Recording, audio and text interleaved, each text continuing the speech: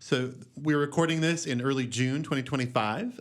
If you are excited about the idea of microcolleges and the things you hear here, there are opportunities to apply for our fall Metamorphosis Gap Semester, fall of 2025, and soon also the spring of 2026 Metamorphosis Gap Semester, as well as our summer field schools, which will happen during the month of July. Today on the podcast, I am very excited to speak with a couple of people who have played a very important role in our growth and development in our programs in the last 2 years. These are our Scholars-in-Residence, which is one of the special programs of Thoreau College, alongside of our gap semesters and our summer programs, the work of the Driftless Folk School, the Viroqua Shakespeare Festival. We also provide professional development and residencies for people who are aspiring teachers, artists, scholars, and people interested in digging into things happening here in Viroqua, the Driftless Region, and Thoreau College. So my guests today are Julia Buskirk and Benjamin Bernard-Herman. Julia is just finished, just days ago, her stint as our 2024-2025 Scholar-in-Residence. Julia was a fellow of Thoreau College back in 2021, back during the pandemical days, and has returned this year to teach local environmental history, philosophy, and creative writing courses for Thoreau College, both for the fall and the spring gap semester programs. Julia is conducting research while doing this on the 1930s soil conservation projects implemented in our neighboring Coon Creek watershed, right here in the Driftless area, which is one of the first federally funded projects in the nation to attempt to heal the environmental harm of soil erosion. Her research is informing a historical fiction novel that explores changing relationships to land, farming, and community during this era. She's also interested in current environmental issues in the Driftless and has been covering the dam decommissioning and now not decommissioning process for a local news outlet, the Vernon Reporter. And when she's not reading and writing, Julia loves to be on or near the water or cooking with loved ones. Benjamin Bernard-Herman was our scholar-in-residence during the 2023-24 academic year here at Thoreau College. And he's currently a member of the Thoreau College Faculty. He'll be teaching one of the leaders of our summer field school program, the Driftless Field School, in the summer of 2025, and also part of our faculty both in the spring semester and this upcoming fall semester. He is a PhD candidate in cultural anthropology at the University of Illinois in Chicago, where his research focuses on agriculture and ethics. At Thoreau College, he has taught classes on environmental anthropology, social and political theory, ethnography, and academic writing. While living in Viroqua, Benjamin is conducting ethnographic research with farmers across the Driftless region for his dissertation, which explores the role of small-scale farming as a spiritual and ethical practice. When not teaching or working on his dissertation, Benjamin enjoys hiking through the Driftless, growing and cooking his own food, and snuggling with his cat, Asal. Thank you both so much for being here and being here on the podcast and also being here at Thoreau College. Yeah, it's so nice to be here, Jacob. Yeah, this is really fun. Thank you. So you've listened to the podcast before. I want to ask you the question where we begin, which is, where were you when you were 18, 19, 20 years old, and how's that shaped where you are now? Rock, paper, scissors. Do you want to go first? Either way. You got this. Okay. So when I was 18, 19, 20, I was in college. I went to Swarthmore College outside of Philadelphia in Pennsylvania. And as it is for, I think, many people, that was just a really intense, formative sort of crucible period in my life where I got to college and just kind of wanted to do everything. I was really excited about all sorts of academic classes and intellectual journeys, and was also really committed to doing something political and not just having my education be something that was just for me, but something that made a real impact on the world. And so I sort of had this dual life that I think is familiar to many college students, of taking a lot of intense academic classes during the day, It was always a struggle with my advisor. I kept wanting to register for like 5 or 6 classes, and she would have to tell me, you can't do that. There is a limit. You have to pay more money if you want to take this many credits. And so I'd always have to like be talked down from doing as much academic work as I wanted. And thank you to the people who made me do that, because it was necessary. Only so many hours in the day. Exactly. So I would do that, and then was also really involved with a lot of student-based activism when I was in college, particularly with, at the time, what was the sort of incipient moment of the fossil fuel divestment campaigns, where college students across the country were really advocating for real systemic structural change around climate change, and believed, sort of following the model of apartheid divestment, that university endowments could be a really powerful tool in signaling that the sort of cultural consensus around climate change was that we did not want money to be invested in fossil fuel companies that were and are continuing to severely destroy our planet. And so that was one of the central focuses of the work that I was doing then. And now I really saw the intellectual work that I was doing in the classroom as something that was both itself informed, and then was informed by the activist and political work that I was doing. That they happened in separate spaces, but they were both happening on my college campus, and they were not separate. They were really intertwined with each other.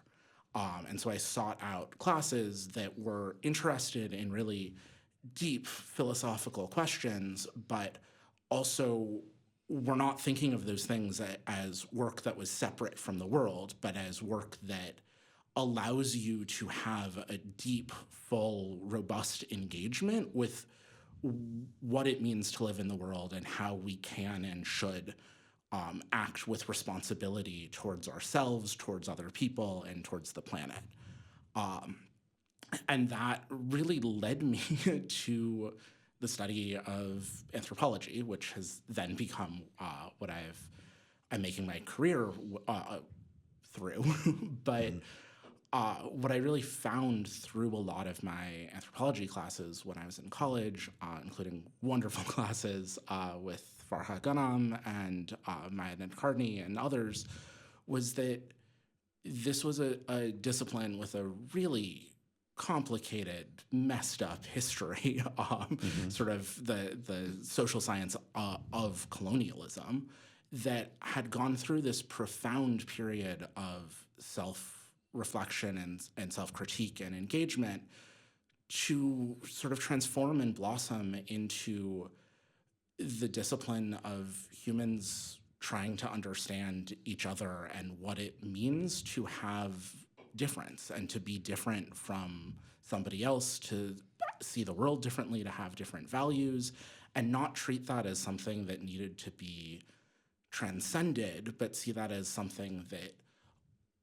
gave us more forms of connecting with people and new ways of engaging with the world. And that sort of became one of the deep bases for my politics and my political work. And in thinking about climate change and fossil fuel divestment, it meant making sure that in the work that we were doing, like we were advocating for on a specific lever of power, in this case, divestment from fossil fuels, but I and many of my comrades and fellow college students were people who were not necessarily going to be the first affected by climate change. Mm-hmm. And we really made sure that in the activist and political work that we were doing, we were trying to give space for a lot of the voices of people who were directly impacted by climate change here and now, not just as a speculative future thing. And so that led to some real deep engagement with a number of communities in Appalachia, and a lot of folks at the time involved in the anti-mountaintop removal movement, and really led to me to this set of values that I, in a different way, I still hold very deeply today, of thinking about how academic work and intellectual work can and should be part of political work, and how good political work is itself also intellectual work, and that ideally in the type of scholarship I produce and the type of education that I want to be a part of, those things are intertwined with each other. Yeah, beautiful. So, I mean, it sounds, like micro college podcasts and Thoreau College is often, we're talking about critiques and like big problems in higher education. It sounds to a certain degree like it worked, there was something really positive you got from this experience. Yeah. This is the thing I struggle with, because I have had really, really lovely educational experiences for most of my life. And I have a lot of deep critiques of the structure of higher education, the structure of primary education, and the education I've gotten has really worked for me. And I've also made it work for me. But I want to hold up the fact that critique is important and valuable. And in this context, at least in my college experience, I had a really wonderful time intellectually. And I started college in 2010. It's 2025, and the board of directors at Swarthmore College still has not divested from fossil fuels. And they make a really big deal about how much they love the tradition of student activism on their campus, and they make a big deal about their Quaker values, all of which are wonderful.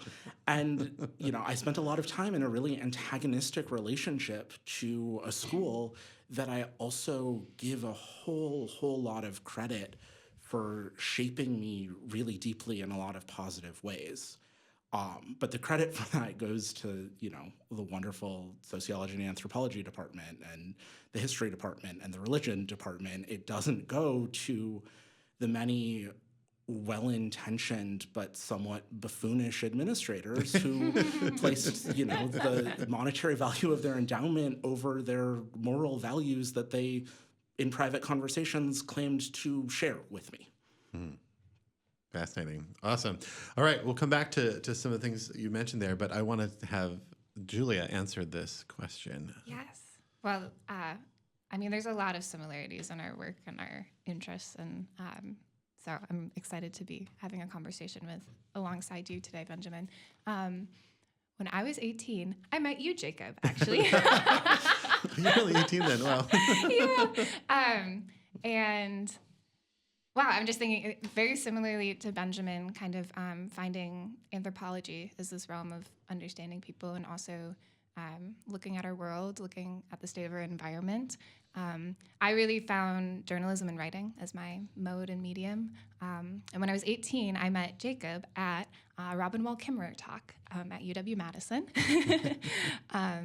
And that was formative for many reasons. But Robin Wall Kimmerer was a formative thinker to me. And I was kind of in this realm of, I was just appeared at this campus of 50,000 people, which I had made this realization the other day. I think I've been to the biggest college in Wisconsin and also the smallest. Yeah. And I was really interested. I was really concerned and interested in the environment. I was in Madison, Wisconsin, which is a place with beautiful lakes, and I was completely transfixed by the environment there. And yeah, that was kind of the first time I had the opportunity to not only appreciate the lakes around me, but to delve into the science, into the history of those places. And I started to do research into the environmental history of Lake Mendota. It was kind of the first project I did at Madison. And that led me into this whole realm of environmental history and the complicated ways that's tied into human histories. And Lake Mendota was such a beautiful place to kind of see that all coalesce. If you take a sample core, you can see that for thousands of years, Sedimentation has been relatively the same, and you can see it in the core. It's this white core, it's sand. And then in the 1800s, you see a really thick black line, and that's where all the soil eroded because there are completely different farming practices suddenly happening. And it's tied to all of these bigger conversations about colonization and the ways that new groups of people came to this land and how they treated it. But I would say, that project at age 18 in this new place kind of set the tone and made me realize that all of these different interests I had, environment, science, and writing, could kind of all come together. And Robin Wall Kimmerer was one of the first authors and thinkers who showed me how those things can be talked about and thought about in really, really beautiful ways in creative writing. And then, of course, I met Jacob Hunt at that talk. And for, twists and turns, ended up as a fellow at Thoreau College during the pandemic. Took some time off from school and was a fellow here, and that opened my eyes to another corner of our beautiful state, the Driftless Region. And then I left and traveled, went in different places, and got homesick and started thinking about this place again, and led me back here. So, yeah. Yeah, wonderful. So I mean, the thing that brings us all together here is this unique role at Thoreau College, the scholar-in-residence, that you've both embodied in unique and different ways. I'd love to ask each of you how you've been explaining what you've been doing to people in your life. But to set the scene for this, so I mean, Thoreau College, when Julia was here in the spring of 2021, we're very much prototyping, something we're still doing, but even more so at that point. And some of the ways that this project, this school has grown has been people approaching us and saying, hey, I'd like to be involved. And some of these people were students, or they're high school students, or they're college students. Sometimes, though, they were people who were PhD students, or they were people with an art project of some kind. And it didn't make sense to come as a gap year student. We weren't really in a position to hire people for a regular, full-time, lifelong, tenured college position.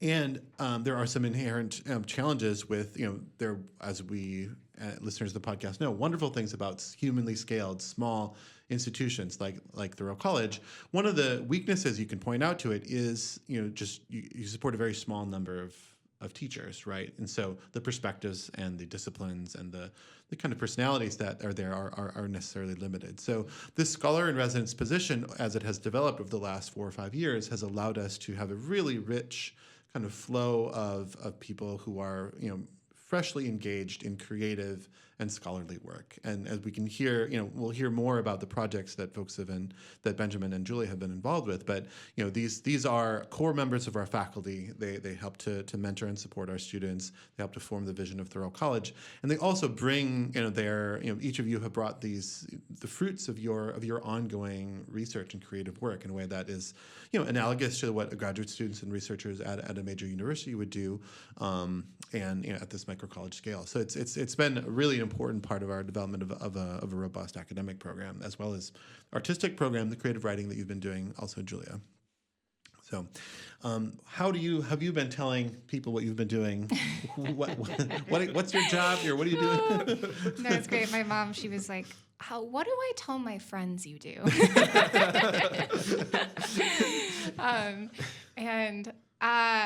In short, or in long, I'm not sure. Take the time you need. So long. Yeah, I mean, teaching has been a really, I think, central role of this position. It's where I certainly have felt a lot of growth, and also just some of my favorite experiences this past year has been through teaching, and the ways that teaching informed the research I was doing, and how I was. I always think when I'm researching something or when I'm learning something, if I'm able to teach it, then I'm able to access it more deeply. Yeah. And so I said, Mom, I guess you can say I'm a teacher. And then also this important piece of long-form research has really been what I've been here for. And yeah, all the lots of time going into that this past year, lots of archives. So I think that's how I would go about it. And then, of course, an important piece of mentoring of students, and also just at the micro college scale, you do a little bit of everything. Hands in the dirt, cleaning random things, picking up students, all of the above, the big ideas, and then the small important daily tasks of keeping a community going. Yeah, we had that. I mean, just also accompanying students, participating in these other classes, even ones that you're not teaching, and expeditions and totally. Driftless Folk School classes. Yes. And so in a way that you also, have a room that is filled with, learners of different ages and life experiences, and that's certainly part of the vision here as well. Yeah, and I would also say, I have certainly learned a lot here as well, too, with access to Driftless Folk School classes, access to the amazing teachers in our community who are and aren't officially affiliated with Thoreau College, but there are so many amazing people here I've learned so much from. A lot of local historians, a lot of just amazing people with amazing knowledge about farming and the history of this area. So I've learned a lot. Shout out to the Vernon County Historical Society and Museum. Huge shout out to the Vernon County History Museum. That place is awesome. Carol and Kristen, you're great. Yep. Benjamin? Yeah. How do you answer that question? To be honest, I answer the question differently on different days of the week. But I would say similarly to Julia, how you spoke of it,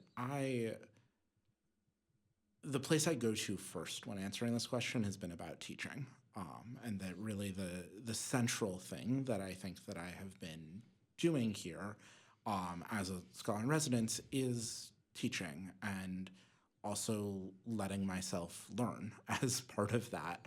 And some of that has involved, formally teaching classes to the students of Thoreau College, and that is wonderful. And it has also involved informal mentorship of students or of the fellows that we have here. And it has also involved me learning a lot from all of the people in this community, from Jacob and the other staff, from Julia, from the fellows, from everyone who's here, in a way that, there's a very sort of cliched rote thing that, the teachers learn more from their students than they teach them. And that's a secret. It's dumb, but this is my experience teaching here has been that actually happens in a way that I love the students that I teach at the University of Illinois at Chicago. They're wonderful, and the classrooms there just are not structured in a way where I'm actually learning a ton from them in that interaction, in a way that the way classes are structured here, it really does feel like a place where, there's a acknowledgement that there are certain skills and sets of knowledge that I have that some of the students don't, but there's also space to acknowledge that they have sets of experience and knowledge that I don't have, and we get to bring those in conversation with one another. So that's, I think, the biggest piece for me of how I explain what I'm doing here. And then the other thing is really about building relationships with people. I'm here doing research for my PhD dissertation, which is on the values that shape the farming practices of small-scale organic farmers. And I came here I was born and raised in Oakland, California. I'm doing my PhD in Chicago, Illinois. I am a sort of born and raised urban kid through and through. And so there's a lot of building relationships and just learning from people about a set of practices and ways of living that I am really, really interested in and have not had a whole lot of experience in. And so some level of being here for me is like, yes, I'm doing PhD research and that, doing ethnography, and that can sound sort of intimidating and scary to people. But for me, what a lot of that has been talking to farmers and essentially like having them treat me like I'm their 5-year-old, because their 8-year-old kid knows way more about life on a farm and what to do than I do. Yeah, I think one of the things that has worked out really beautifully about this scholar-in-residence, and I think both of you are great examples of this, is that you're modeling for our students just this attitude and habit of deep curiosity and interest in the world and in people. That is, I think that's a fundamental quality of the ideal of a Waldorf teacher, just an educator in general. Is just be interested and you have like structurally and like by vocationally like in that mode, which is really it enriches our classrooms and our meetings and our dinners and everything like that. So I really have appreciated that. But you also are bringing some particular professional skills. And I guess, Benjamin, I was wondering if you talk just a little bit about ethnography and ethnography as a technique for we bring people into place. This is place-based education. I've really appreciated those skills that you have brought and are taught our students. Can you talk a little bit about that? Yeah, definitely. Thank you. So first of all, ethnography is the term for a practice that many social scientists, but particularly anthropologists, use for our research. What ethnography means is essentially that you come into a place or a community and you are studying people by living with them. You do the sort of related term in anthropology is participant observation. Mm-hmm. And the idea behind that and behind ethnography is that in order to understand something, you need to both observe it, and that's something that when we think about science, I think we're much more comfortable with culturally, of like, okay, the scientist is an observer, and they see what's happening, and then they understand and analyze that. And as an anthropologist, that is a thing we do. I am observing all the time. But the sort of unique thing about ethnography as a principle and as a mode of knowing is that you also need to participate in what you're doing. If I want to learn something about farming, I can't just like sit on the edge of a field and observe a farmer doing it.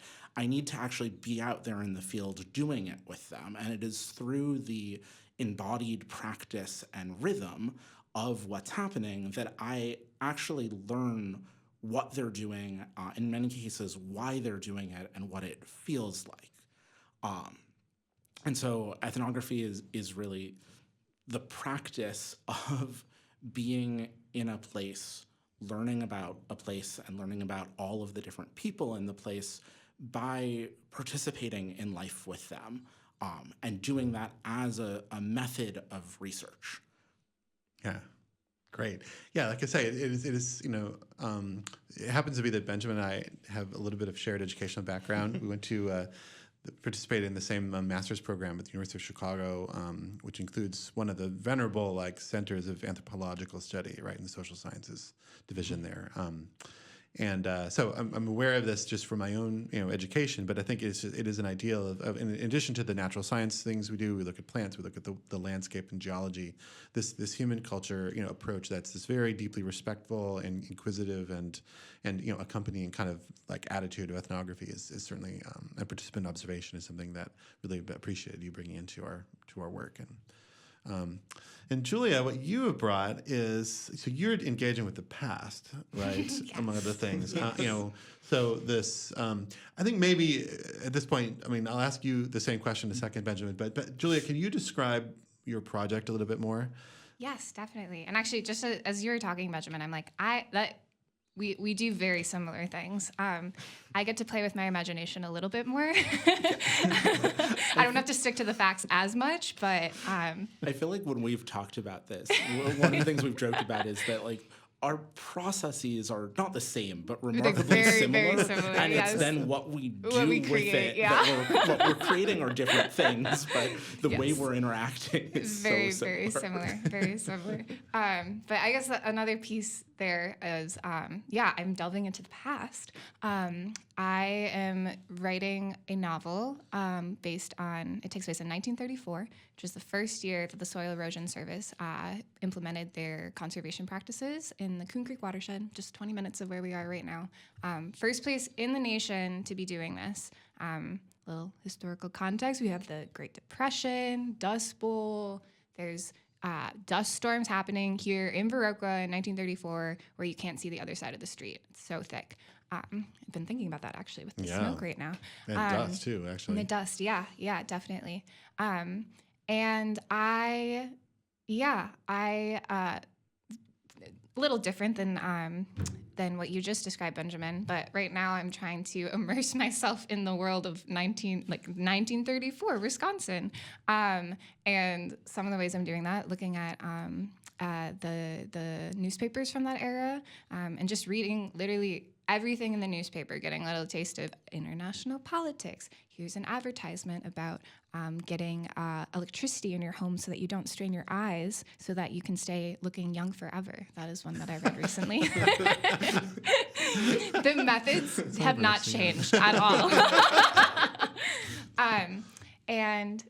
So I am immersing myself in that world, and simultaneously immersing myself in the present day moment too. And that's what I really taught with these students, was how do we take our understandings of history in the past and understand how it shows up in our world today, and the ways that crops are laid out when you drive down the highways around here, what crops are being grown right now, why the streets are square or why they're windy. All of these questions that, if you delve into the history a little bit, we understand what we're seeing in this moment. And then I also, I am immersing myself just in this place and this community that I've really grown to love and appreciate, and giving me a little taste of, a lot has changed in the last 100 years, but I similarly was a city kid. I grew up outside of Milwaukee, and being here now for a year and a half of my life in total. I've learned a lot. I similarly go onto farms and I'm like, wow, these kids know so much more than me. And at the same time, this is such a open and kind community that has who deals with my shenanigans, and me wanting to write this book. That's a little bit more about the project. So your project, you've described some of it. You go into the archives there. You're really you're looking for the raw materials there. Yes. And then you're creating. Thank you. Yes. So I guess this is where we start to diverge in method, Benjamin. I take in all this information and then I just let my imagination go wild. Obviously informed. I try to be very historically informed, and I've been reading a lot of memoirs as well. Just a lot of just talking with people, looking at old interviews from this era. But then the people I'm actually writing about in my book are fiction. And they're people, conglomerations of things I've learned, conglomerations of people I know in my own life, that kind of they really do take a life of their own. I don't know how else to describe it. And they exist in my head and now on paper.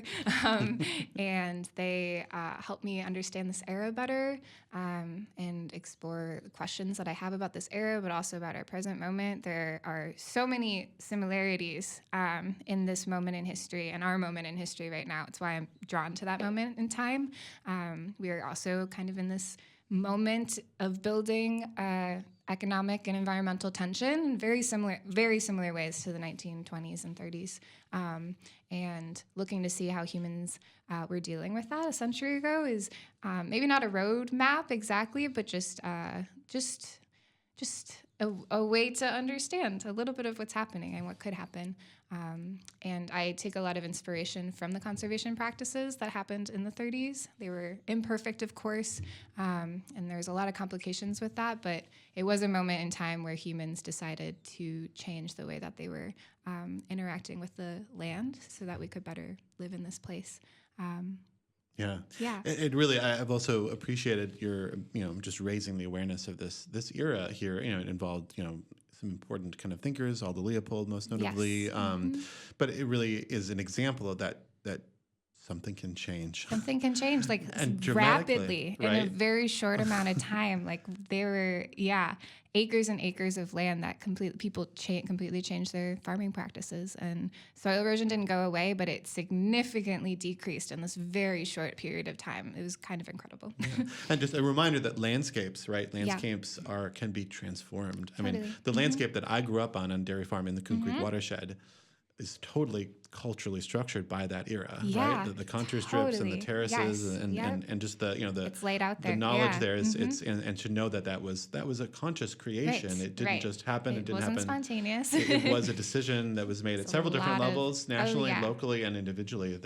So it's a powerful example for students to know about. Totally. Yeah. And this creative approach, I really I'm excited to read this novel. But Me but just too. just as a method of you take in experiences and information and just facts, and then create something, a story out of it.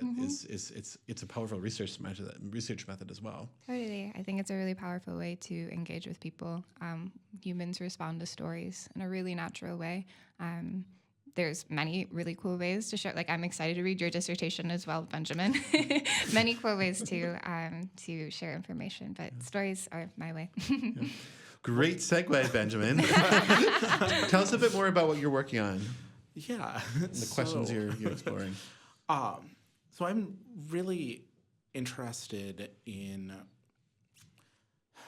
sort of questions on a couple of different scales, but I am interested in the impact of our agricultural practices on our climate and on our politics and our ways of being.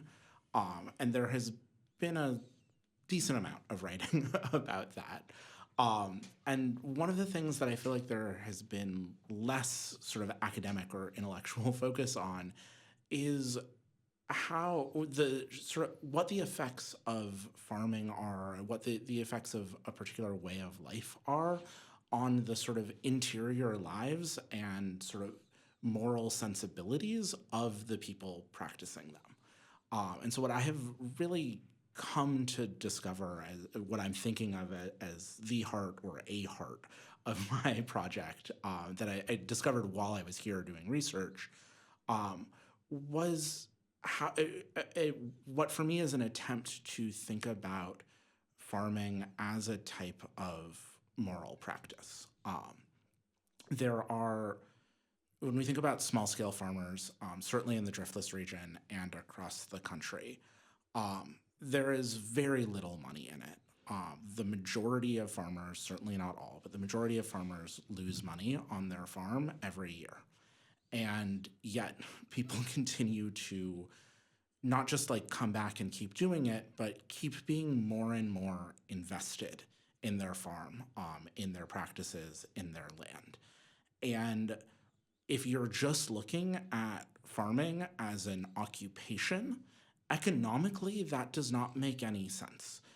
You cannot convince somebody who is just thinking rationally, like, why would you do that? Why wouldn't you just like get up and leave? I recently just read, I mean, I've known this and we've talked about this before. I recently read a statistic that totally blew my mind, even knowing what I know, which was that apparently, the statistic was that 95% of income for farmers is non-farm income. Yeah. 95%. Yeah. That means, the people that are feeding us are doing it as a hobby, right? Or they're doing it at a great sacrifice. They really shouldn't be doing it for economic reasons. Yeah, and I would also be interested in that of like what the median is there, because a lot of people also have who own farms have that as essentially as a tax sink, because there's a lot of complicated, convoluted things about our tax code that means if you're Jeff Bezos and you have a farm, you can hide a lot of your money in that. Yeah.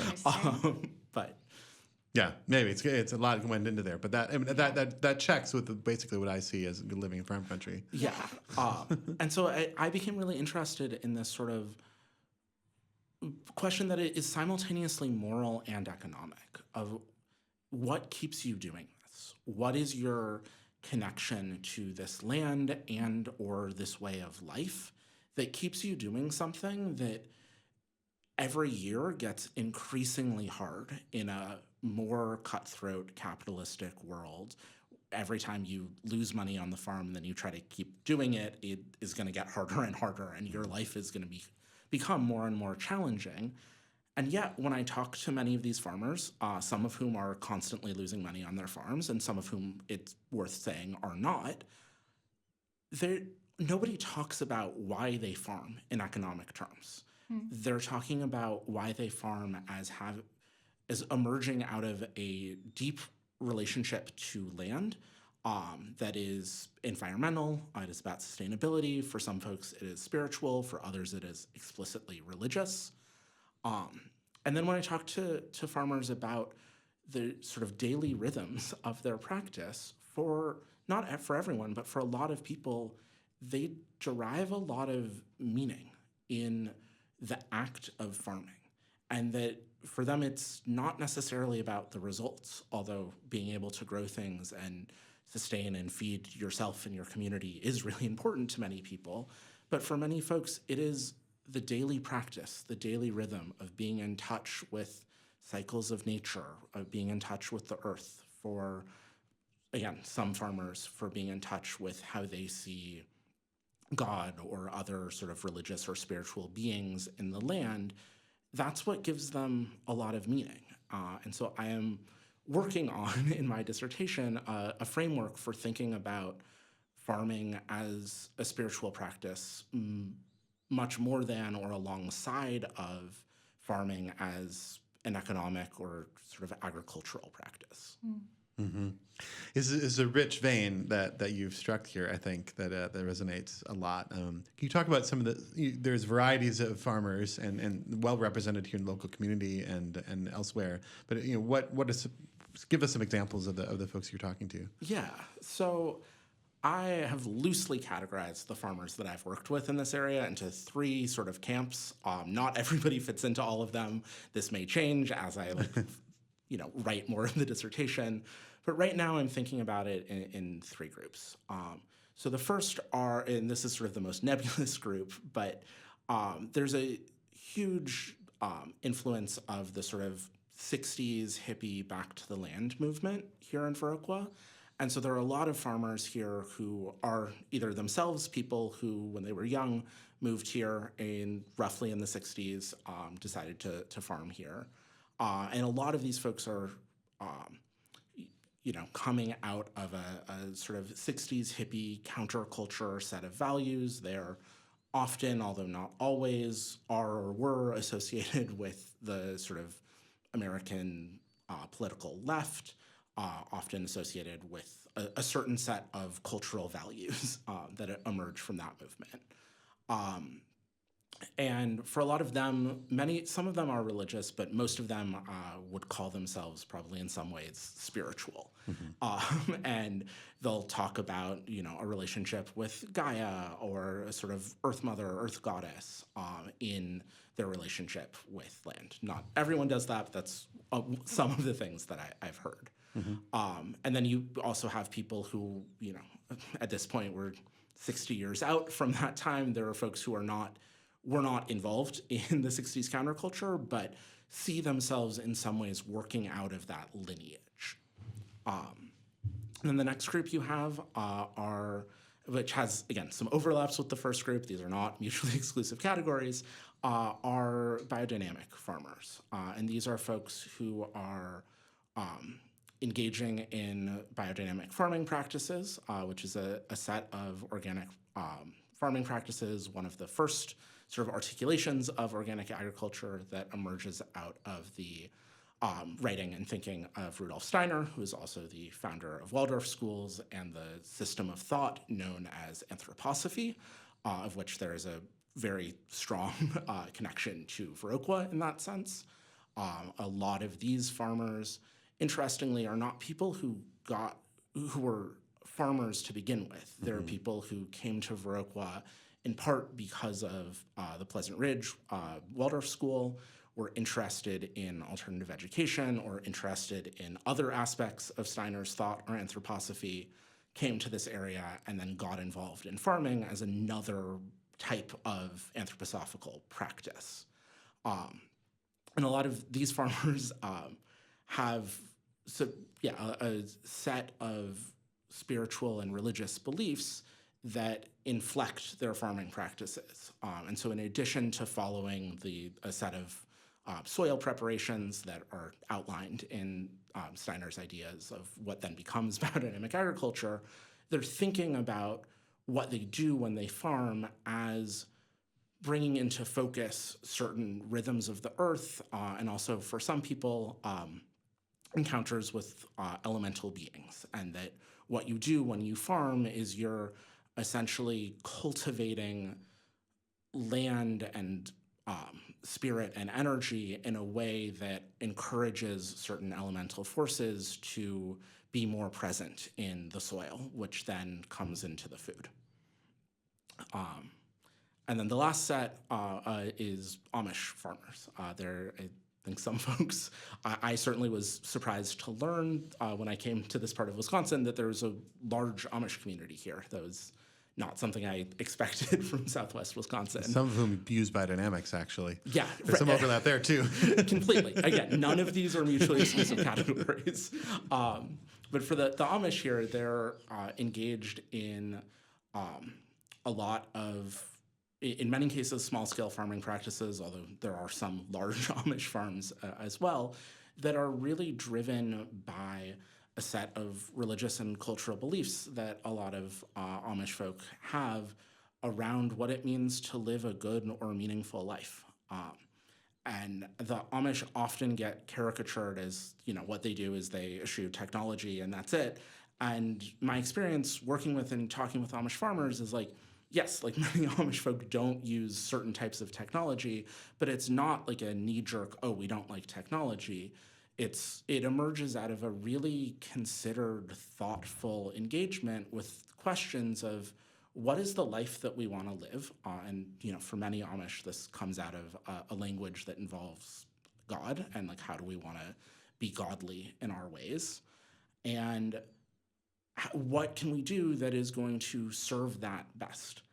And then different Amish communities will make different decisions about what sets of technology do and don't serve their image of God and living their faith.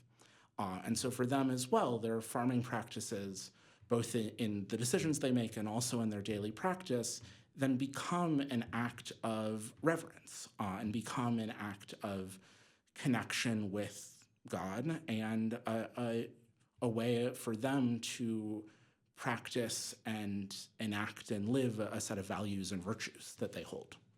Yeah. Yeah, lots of rich stuff there, huh? Definitely, yes. Yeah. So I think you can just hear in what Benjamin's been saying.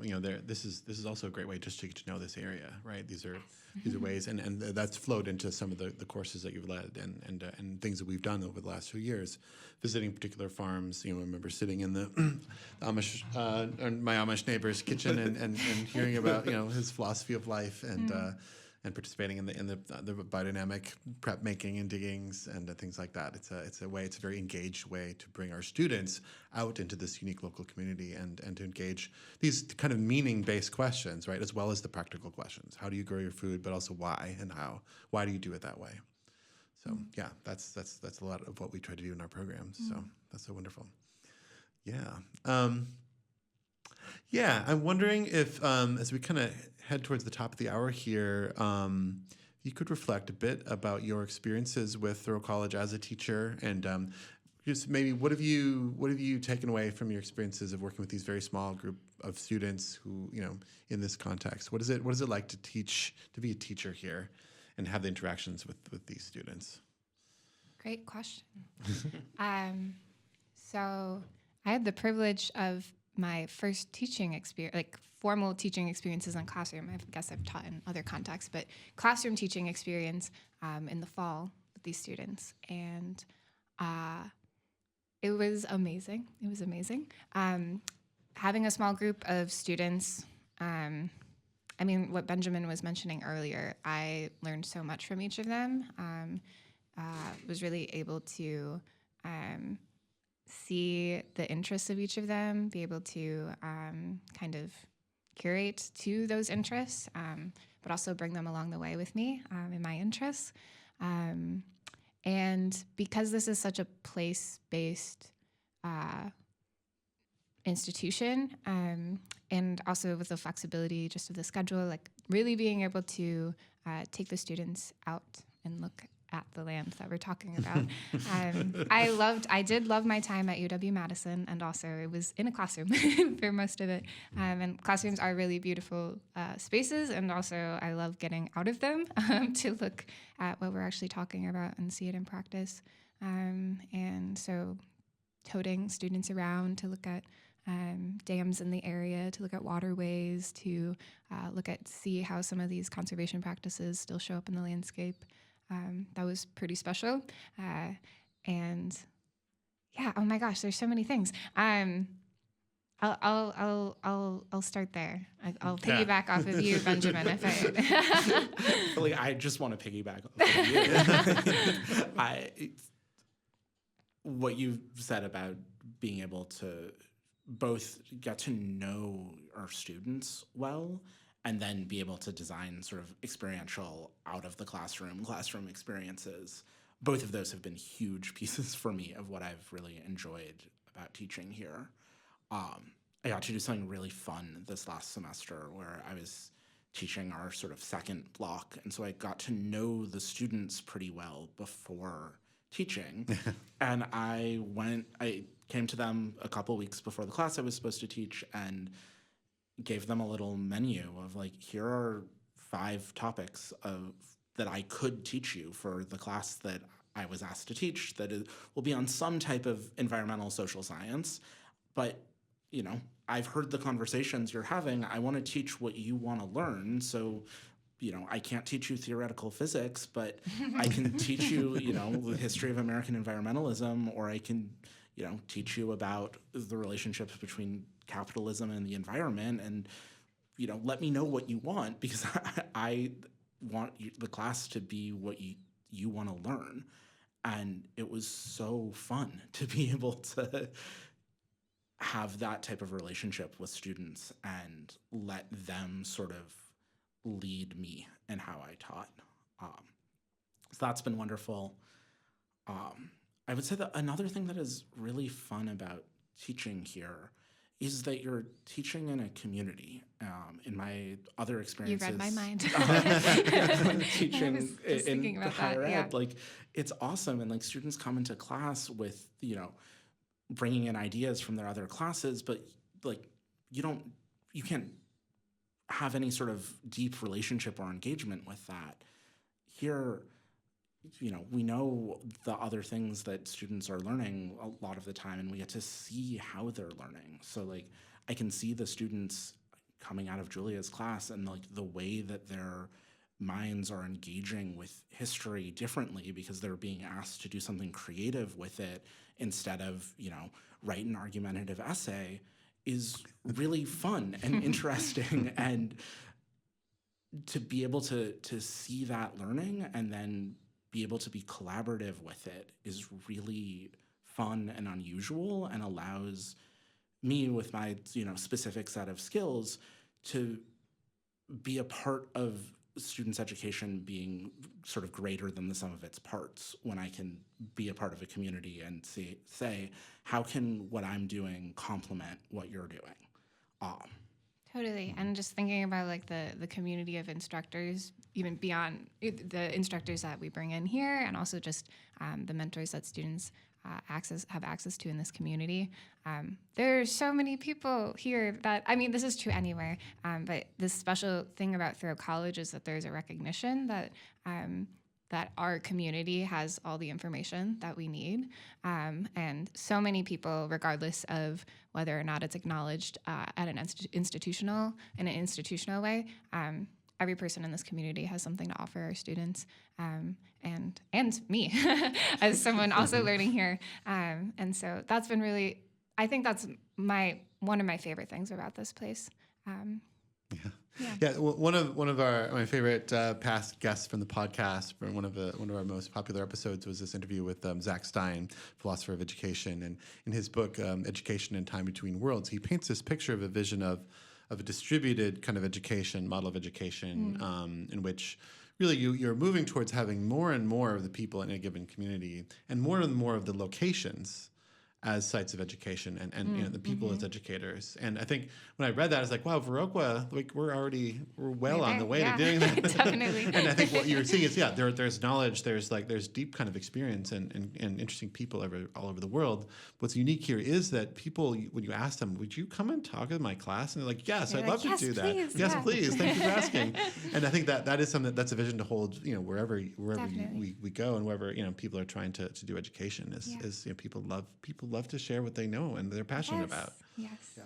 And people also, I think, love to be treated like what they know is worth sharing. Yeah.